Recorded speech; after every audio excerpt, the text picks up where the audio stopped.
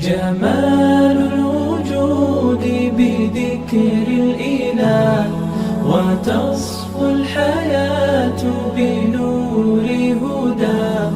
جمال الوجود بذكر الإله، وتصفو الحياة بنور هداه.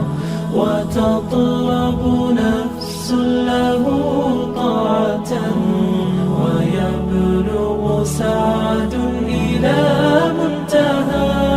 فؤاد شغوف